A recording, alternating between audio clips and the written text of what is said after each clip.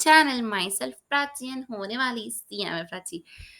Guys हम लोग discuss करने वाले हैं आज एसपीएम का रिस्क मैनेजमेंट चैप्टर। इसके पहले हमने हमारे 2 स्टडी नोट्स कंप्लीट कर चुके हैं। कौन-कौन से? सॉरी, स्टडी नोट बोल रही हूँ, हमने 2 चैप्टर कंप्लीट कर चुके हैं, फर्स्ट और सेकंड, और आज हम लोग रिस्क मैनेजमेंट करने वाले हैं। तो चलो वीडियो को स्टार्ट करते हैं, लेट्स गेट स्टार्टेड। तो दोस्तों, रिस्क मैनेजमेंट सब क्या समझते हैं? रिस्क मैनेजमेंट, तो रिस्क मैनेजमेंट जो होता है ना, वो एक एडवर्स इम्पैक्ट होता है हमारे बिजनेस के ऊपर। मतलब जो हम चाहते हैं उसका उल्टा, मतलब रिस्की चीज है। ठीक है, तो probability of not obtaining the desirable result, हम जो रिजल्ट चाहते हैं वो अगर आप नहीं पा पाते तो हम कह सकते हैं कि ये रिस्क ये है करके। ठीक है, तो 2 टाइप के रिस्क हो सकते हैं। एक तो प्रॉफिटेबिलिटी हमारी कम हो जाएगी, या तो फिर हमारे रिसोर्सेस लॉस हो जाएंगे। 2 चीज हो सकती है अपनी। ठीक है, तो अपन अब इसको मैनेज कैसे करें? अपन को पता तो चल गया कि यार क्या होता है, मतलब अगर हम लोग बीमार है तो पता चल गया कि अच्छा बीमारी तो ये है, अब उसको ठीक कैसे करेंगे? तो उसके लिए कुछ मेथड्स हमारे पास, जैसे कि अपन रिस्क अवॉइड कर सकते हैं। अवॉइड कैसे करेंगे? समझ लो आप यहाँ खड़े हो, आपको पता है कि इस रास्ते में यहाँ पे रिस्क आने वाला है, तो आप ये रास्ता अपना लो, अवॉइड कर दो इसको पूरा का पूरा। ठीक है, रिस्क मिनिमाइज करना मतलब अपन को मिनिमम से मिनिमम करना है रिस्क। मतलब कोई भी चीज में जो रिस्क रहेगी उसको अपन को कम से कम कर सकते हैं। जैसे कि समझ लो आपके पास 100 रुपीज है, उसको आपको किसी शेयर में इन्वेस्ट करना है, बट आपको एकदम डर है कि यार ये कहीं डूब ना जाए, कहीं डूब ना जाए, तो आप उसको 2-3 जगह इन्वेस्ट कर दो 100 रुपीज को तोड़ तोड़ के, तो वो आप मिनिमाइज कर रहे हो। ठीक है, रिस्क शेयर करना, जैसे कि इंश्योरेंस कंपनीज करती है, उनके साथ शेयर कर लो। मतलब जैसे कि लोग लाइफ इंश्योरेंस लेते हैं, उनकी लाइफ का भरोसा नहीं, तो वो लोग क्या करते हैं, लाइफ इंश्योरेंस ले लेते हैं, है ना, गाड़ियों का इंश्योरेंस ले लेते हैं। रिस्क बेयरिंग का मतलब ये होता है कि यार रिस्क इतना छोटा है कि हम खुद ही बेयर कर लेंगे, नहीं तो फिर ना उसमें और ज़्यादा खर्चा लग जाएगा। जैसे कि मैं आपको एग्जांपल देती हूँ कि हम लोग समझ लो कि टू व्हीलर का इंश्योरेंस लिए। ठीक है, अब जो टू व्हीलर के एक्सीडेंट होने की संभावना है ये है कि बहुत कम होती है, क्योंकि अगर आप समझ लो हेलमेट पहन के चलते हो और धीरे गाड़ी चलाते हो, तो रिस्क तो कम है बहुत ज़्यादा एक्सीडेंट का। अब आप उसमें प्रीमियम भरे जा रहे हो और एक्सीडेंट होने का आपको चांस लग नहीं रहा है आपका। आपकी गलती से आपको लगता है कि मेरी गलती से तो नहीं छूगा करके, है ना? तो उस केस में आप सोचोगे कि यार इंश्योरेंस कराने से अच्छा तो मैं खुद ही बेयर कर लूँगा अगर हो भी गया तो।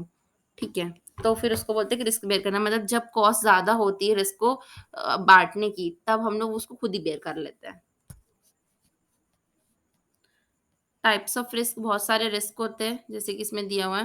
मैं आपको हर एक रिस्क एक-एक करके समझाती हूँ। पॉलिटिकल रिस्क जो होता है ना, वो गवर्नमेंट से रिलेटेड होता है। जैसे कि गवर्नमेंट चेंज होती है ना, वैसे ही रिस्क चेंज होता है। जैसे कि मैं रायपुर पे रहती हूँ, तो रायपुर में ना स्काई वॉक बन रहा था। ठीक है, तो हमारे यहाँ पे जब बीजेपी की सरकार थी ना, तो वो स्काई वॉक बना रही थी। अब वो अंडर कंस्ट्रक्शन था, उतने में कांग्रेस आ गई, वो स्काई वॉक रुक गया। इतना अच्छा था, बनाना चाहिए, इतना रिसोर्सेज़ वेस्ट हो रहा है, पता है उसकी वजह से लोग बनवा ही नहीं रहे, टाइम वेस्ट हो रहा है, रिसोर्सेज़ वेस्ट हो रहा है। तो पॉलिटिकल रिस्क ये होता है। कंट्री रिस्क होता है जब अपन ना एक कंट्री में कुछ पर्टिकुलर प्रॉब्लम हो जाती है, जैसे कि सुनामी वगैरह आ गया। ठीक है, तो किसी भी कंट्री में आ सकता है वो तो, है ना? उसकी वजह से बिज़नेसेस खराब हो सकते हैं, तो कंट्री रिस्क हो गई। इकोनॉमिक रिस्क मतलब टैक्स के रेट्स चेंज होने की वजह से अपन को प्रॉब्लम हो रही है, तो वो इकोनॉमिक रिस्क होता है। सोशल रिस्क क्या होता है? सोसाइटी की वजह से जो भी रिस्क होता है ना, उसको सोशल रिस्क बोलते हैं। जैसे कि कुछ भी, जैसे अपन स्टैच्यू यूज़ कर लेते हैं बुद्धा का अपने घर पे फॉर डेकोरेशन पर्पस, बट वो किसी के भगवान भी हैं, हम ये भूल जाते हैं। तो बाकी लोग, जैसे कि बाकी जगह पे ये स्टैच्यूज़ एज़ अ शो पीस नहीं बिकते फॉरेन कंट्रीज़ में, ठीक है? तो उन लोग के तो भगवान है, तो उन लोग अच्छे से रखते हैं, मतलब एकदम पूजनीय जगह पे रखते हैं ना। अपन तो जैसे शोकेस पे रख दिए अपने घर की, कोई टेबल पे रख दिए डेकोरेशन पर्पस, तो वो सोशल रिस्क हो जाता है। वहाँ पे वो सेल नहीं होगा उस टाइप से, अगर आप रखोगे और उस तरीके से आप सेल करोगे तो। एक्सटर्नल रिस्क ये होता है कि बाहर की चीज़ों की वजह से आपके बिज़नेस में प्रॉब्लम हो जाना, जैसे कि वॉर हो जाना। ठीक है, समझ लो कि आप अपना अच्छा खासा अपना बिज़नेस कर रहे थे अपनी कंट्री में और आपकी बाजू वाली कंट्री में वॉर हो गया, तो आपके यहाँ भी शांति भंग हो गया। ऐसा नहीं है कि आप शांति से रह पाओगे। ठीक है, जैसे कि समझ लो आप इस रूम में, एक रूम में आप पढ़ाई कर रहे हो और आपके बाजू वाले रूम में आपके सिबलिंग्स झगड़ा कर रहे हैं। तो यार एक्सटर्नल रिस्क तो है कि वो लोग झगड़ते-झगड़ते आपके रूम में आ जाएँगे और आपको भी डिस्टर्ब करेंगे। ठीक है, एक्सचेंज रिस्क मतलब होता है, जैसे कि जब अपन फॉरेन एक्सचेंज में डील करते हैं, तो समझ लो आज रेट 62 चल रहा है, बाद में जब आप बाद में ट्रेड किए तो 69 हो गया, तो इसके बीच का जो डिफरेंस है वो रिस्क हो जाएगा। बिज़नेस रिस्क तो नॉर्मल रिस्क होता है जो सब बिज़नेस में, वही है। फाइनेंस रिस्क वो होता है जो अपन जैसे कि कुछ भी फाइनेंस करते हैं, लोन वगैरह लेते हैं, उसमें चेंजेस आ जाना रेट्स में, वैसे तो वो डिसाइडेड रहता है, बट और भी चेंजेस आना, जैसे फाइनेंस से रिलेटेड अपन कह सकते हैं कि अपन कहीं इन्वेस्टमेंट किए हैं, ठीक है? और उसमें चेंजेस आ जाना, अपने शेयर प्राइस में चेंजेस आ जाना, कैपिटल स्ट्रक्चर पे चेंजेस आ जाना, ठीक है? सिस्टमैटिक रिस्क और अनसिस्टमैटिक रिस्क उल्टा ही होता है हमेशा। देखो सिस्टमैटिक रिस्क वो होता है जिसको अपन कंट्रोल नहीं कर सकते, अनकंट्रोलेबल रिस्क होता है ये, ठीक है? और वही उल्टा अनसिस्टमैटिक रिस्क जो होता है ना उसको अपन कंट्रोल कर सकते हैं, ये कंट्रोलेबल फैक्टर की वजह से होता है। उसके बाद फिर नेक्स्ट है मार्केट रिस्क। मार्केट रिस्क जो होता है ना वो मार्केट की वजह से वो जो रिस्क होता है, जैसे कि कैसे समझा, the market risk arise due to change in demand and supply. Demand और सप्लाई की वजह से कुछ भी जो चेंज आता है ना वो मार्केट रिस्क मतलब मार्केट की बिहेवियर की वजह से वो रिस्क तो कॉमन है ही। इंटरेस्ट रेट रिस्क जो होता है वो इंटरेस्ट रेट की चेंज होने से होता है, जैसे कि इंटरेस्ट रेट चेंज हो गया, प्रिवेलिंग अलग है, मेच्योरिटी पीरियड पे अलग है, बोरो जब किए थे तब अलग है, क्रेडिट पॉलिसी के हिसाब से अलग है और असलियत में अलग चल रहा है, तो उसकी वजह से हो सकता है। परचेसिंग पावर का मतलब होता है कि अगर किसी इंसान की परचेसिंग पावर ही कम हो जाएगी, जैसे कि डिफ्लेशन आ गया तो सबकी परचेसिंग पावर कम हो जाएगी, तो उस वजह से जो रिस्क है वो इसमें आता है। उसके बाद फिर डिफ़ॉल्ट रिस्क, मतलब आपने किसी को लोन दिया है या फिर आपको आपके डेटर्स ने आपसे पैसे लिए हैं, मतलब सामान लेके गए और पैसे नहीं दिए हैं, तो उस केस में डिफ़ॉल्ट रिस्क होता है। लिक्विडिटी रिस्क का मतलब होता है जब आपके पास पैसे नहीं होते कैश में, ठीक है, जिनको आप तुरंत-तुरंत एकदम खर्च कर सको उस फॉर्म में नहीं होते, तो उसको लिक्विडिटी रिस्क बोलते हैं। मतलब समझ लो आपके पास लैंड तो है बहुत सारा, बट आपको आज ही अर्जेंट चाहिए, तो क्या आज आप लैंड बेचने जाओगे? नहीं ना, तो उसको बोलते हैं लिक्विडिटी रिस्क। फिर कैलिबिलिटी रिस्क, ये जो होता है ना, ये क्या होता है बताऊँ? मतलब अपन को कभी भी कॉलेबिलिटी रिस्क का मतलब होता है जैसे कि कॉल ऑप्शंस होता है, आपने डेरिवेटिव्स में पढ़ा होगा एसएफएम में। उसमें क्या होता है कि अपन ना कॉल खरीदते हैं एक प्रीमियम पे करके, ठीक है? तो उसमें हमारे पास ऑप्शन आता है कि हम कभी भी, एनी टाइम, एनीवेयर उसको अपन क्या कर सकते हैं, सेल कर सकते हैं, ठीक है? तो उस केस पे अगर टर्म्स अच्छे नहीं रहे तो फिर हो सकता है कि हमको नुकसान हो जाए, मतलब जो कॉल बेचता है उसको, ठीक है? उसके बाद फिर कन्वर्टेबिलिटी रिस्क, मतलब समझ लो आप अभी आपके पास इक्विटी, आपके पास अभी इक्विटी नहीं है, अभी आपके पास डेट्स है, डिबेंचर्स है, और आपके पास ऑप्शन है कि आप कन्वर्ट कर सकते हो अपने डिबेंचर्स को इक्विटी पे, और जो कंपनी है वो तब ऑफर दे रही जब एकदम बेकार हालत चल रही कंपनी की, तब तो आपके लिए रिस्क हुआ ना। इंडस्ट्री रिस्क मतलब जो इंडस्ट्रियल एरिया में जो रिस्क होते हैं, मतलब इंडस्ट्री से रिलेटेड नॉर्मली, जैसे कि लाइफ साइकिल हो गया, इंटरनेशनल ट्रेड कोटाज हो गया, ठीक है? करेंसी रिस्क जो होता है वो पैसों से रिलेटेड होता है, ठीक है? International investment not dominated in form currency and portfolio managers beneficiaries, ठीक है? मतलब जो इंटरनेशनल पेमेंट इन कैश से रिलेटेड होता है उसको अपन करेंसी रिस्क कहते हैं, ठीक है?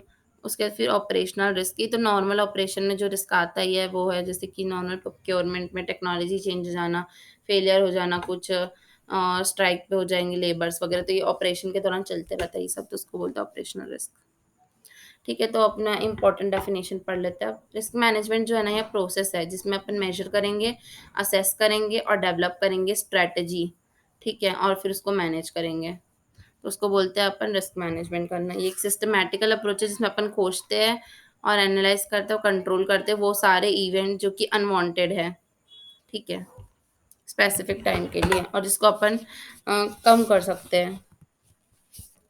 उसके बाद नेक्स्ट इसका ऑब्जेक्टिव्स पढ़ लेते हैं अपन। ऑब्जेक्टिव्स क्या होगा इस रिस्क के? तो पहले ये कि एंटिसिपेट करता है अनसर्टेनिटी, मतलब हमको पहले ढूंढना पड़ेगा कि क्या चीज़ अनसर्टन है, ठीक है? उसके फिर अपन चैनलाइज़ करेंगे वो इवेंट को, मतलब वो इवेंट को सोचेंगे, जैसे कि समझ लीजिए कि अपन अपने सीएमए का एग्जांपल ले लेते हैं हमेशा की तरह। तो अपन सीएमए का एग्जांपल ले रहे हैं, तो इसमें क्या देखेंगे अपन कि इसमें क्या अनसर्टेनिटी है कि हम अगर देंगे पेपर तो फेल हो सकता है, ये अनसर्टेनिटी हुआ। तो अगर अपन फेल हो जाएँगे तो अपन उसको सोचेंगे कि फिर क्या करेंगे यार, फेल हो गए तो क्या कर सकते हैं? तो फिर setting the right and easiest opportunity, तो अपन उस या तो हमारे पास यही दूसरा ऑप्शन ये है कि हमको फिर से ट्राई करना चाहिए। मेरे हिसाब से तो बेस्ट ऑप्शन ये है कि हमको ट्राई करते रहना चाहिए, हार नहीं मानना चाहिए, ठीक है? फिर इंश्योर करेंगे कि वो जो हम सोचे हैं वो एक अल्टरनेटिव हो, ठीक है? अल्टरनेटिव ये ना हम सीधा नेक्स्ट अटेम्प्ट दे रहे हैं तो वो दूसरा अल्टरनेटिव है, वो भी नेक्स्ट बेस्ट अल्टरनेटिव है। और फिर उसके बाद फिर in case the expected event is frustrated making the damages minimum, और अगर समझ लो कि हो ही गए ना कुछ, मतलब अगर कुछ डैमेज हो ही जाता है तो फिर उसको हमको कम से कम करना है। रिस्क को मेजर कैसे करते हैं? तो मेजर कैसे करेंगे?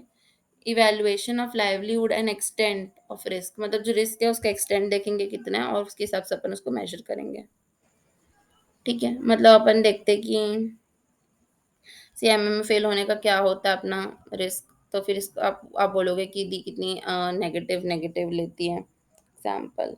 ऐसा नहीं है यार, वो टॉपिक के हिसाब से एग्जाम्पल लेना पड़ता है। तो एग्जाम्पल है ये कि अपन कैसे इवैल्यूएट करेंगे, तो मैं तुमको मोटिवेट कर रही हूँ, तुम इसको नेगेटिव मोटिवेशन समझ लो। कैसे होगा देखो मैं बताती हूँ।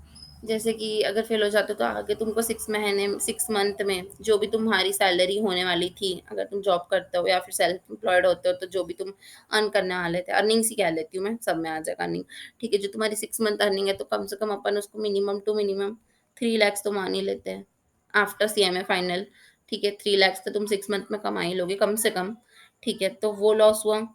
प्लस अब तुम जो नया क्लासेस लोगे या फिर तुम जो मेहनत करोगे, जो रिसोर्सेस यूज़ करोगे, वो सब का लॉस तो हो गई। तो अपन इसको टोटल 4 to 5 lakhs कह सकते हैं। ठीक है, जो तुम्हारा लॉस हो जाएगा। तो ये एक रिस्क मैन मेजरमेंट हो गया सीएमए में फेल होने का, तो इसलिए हमको फेल नहीं होना है क्योंकि हमको तो 3 to 5 lakhs कमाना है। ठीक है। रिस्क पूलिंग क्या होता है? रिस्क पूलिंग ना मतलब सब सब सारे रिस्क को एक साथ मिला देने को रिस्क पूलिंग बोलते हैं। जैसे इंश्योरेंस कंपनी होती है ना, वो क्या करती है पता है? रिस्क को वो पूल करती है। जैसे समझ लो आपको इंश्योरेंस लेना है, होम होम घर का इंश्योरेंस लेना है और किसी और को भी लेना है, उसको भी लेना है। जितने भी घर है, समझ लो 100 घर का वो इंश्योरेंस ली ना, इंश्योरेंस लोग लिए उससे, तो 100 घर का ले लिया। अब 100 के 100 घर तो जलने वाले हैं नहीं, तो सबसे प्रीमियम तो लेगी वो। और जो प्रीमियम कलेक्ट करेगी उसमें वो अपना प्रॉफिट ऐड करेगी, और जो अमाउंट आएगा उसमें से बाद में वो अपना कमीशन माइनस करके एक जो घर जला होगा, एक दो घर जो भी जल सकते हैं उनको दे देगी। और वैसे भी इंश्योरेंस वालों के ऊपर तो विश्वास ही उठ गया मेरा, देते ही नहीं कुछ पैसे उन लोग, तो बस रख लेते हैं। चलिए ठीक है, मेरा पर्सनल एक्सपीरियंस था ये, आगे बढ़ते हैं।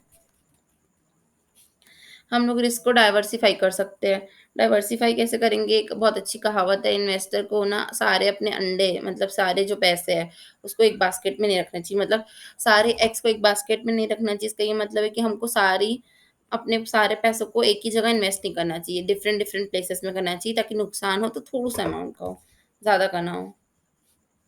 ठीक है, फिर अपन डाइवर्सिफिकेशन कर सकते हैं। मतलब जितने भी पैसे उसको अलग अलग अलग जगह में रखेंगे तो डाइवर्सिफाई हो ही जाएगा। वो डाइवर्सिफाई के बारे में ही दिया है।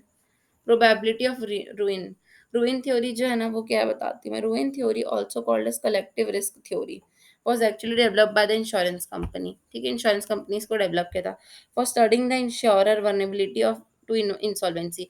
मतलब वो देखता था कि एक इंसान को जो इंसॉल्वेंट होने की क्या ही ताकत है उसके पास, है ना, तो वो उसको देखता था डेरिवेटिव्स के उसमें से डिराइव, और उसके बाद से ही ना ये थ्योरी आई है। ठीक है, इसमें ना क्या चेक करता है पता है? मेजर करता है and quantity specifically including the probability of ultimate रूइन, मतलब पूरा का पूरा खत्म होने का क्या है इसका रिस्क है, वो ढूंढता है ये थ्योरी। ठीक है, लास्ट में ये पढ़ लेते हैं, यही सिर्फ काम का। In short, this theory of probability of ruin is applied to the case of insolvency of a company with diversified business activity. For the purpose of a study, resource between diversified activity are not allowed to be transferred and are limited by the cost of transaction. Terminal insolvency happens when capital transfer between the business line are not able to compensate the negative position. मतलब जितना भी आपके पास capital है ना, वो आपकी position को compensate ही नहीं कर पा रहा है, और कर भी देगा तो भी ना वो नेगेटिव बैलेंस ही बन जाएगा, ये भी नेगेटिव बन जाएगा ना, क्योंकि इतना ज़्यादा लॉस है या इतना ज़्यादा अपने पास एक्सपेंसेस एंड लॉसेस है।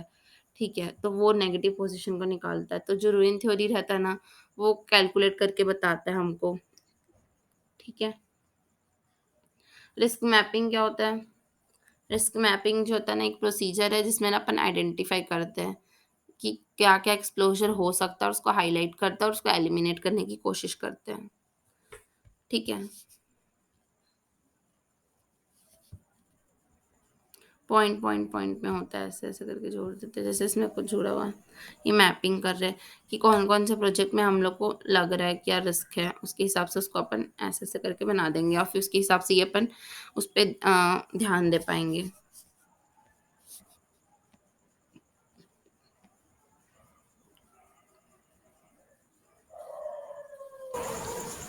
इसी के साथ ये वीडियो यहीं पे ख़त्म करते हैं।